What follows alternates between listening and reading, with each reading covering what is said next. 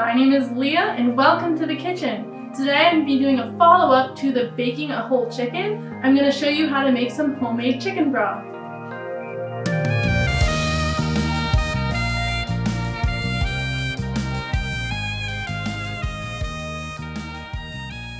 After eating the chicken, we're left with the bones and the skin and whatever drippings that came out from baking the chicken.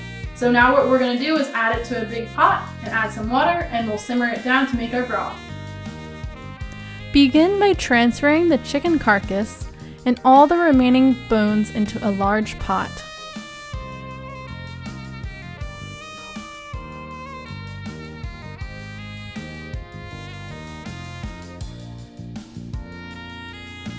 Then fill the pan with the remaining juices with hot water and pour the liquid back into the pot. Rinse the pan again to pick up the remaining flavor and drippings from the chicken.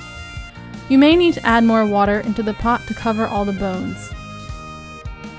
Bring the pot of broth to a boil.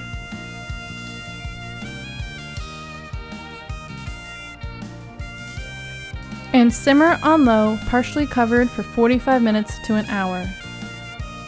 Place the pot of broth in the fridge overnight.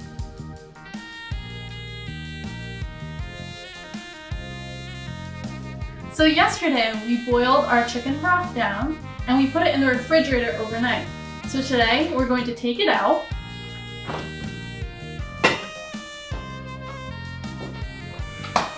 And we're going to skim the top layer of fat off and remove any excess bones and skin, and then ladle the broth into these jars.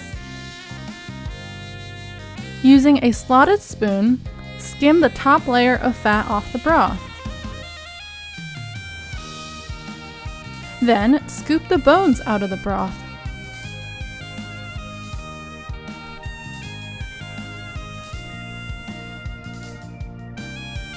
Ladle the remaining liquid over a strainer into the glass jars.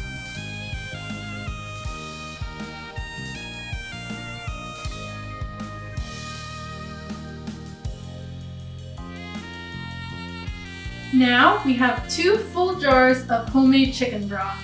Some of the things that you can use this broth for are shrimp couscous, see my previous video, or anything else like a soup, cooking rice, adding it to some pasta. So enjoy your broth. If you liked this video, please be sure to give it a big thumbs up and hit that subscribe button for more delicious recipes.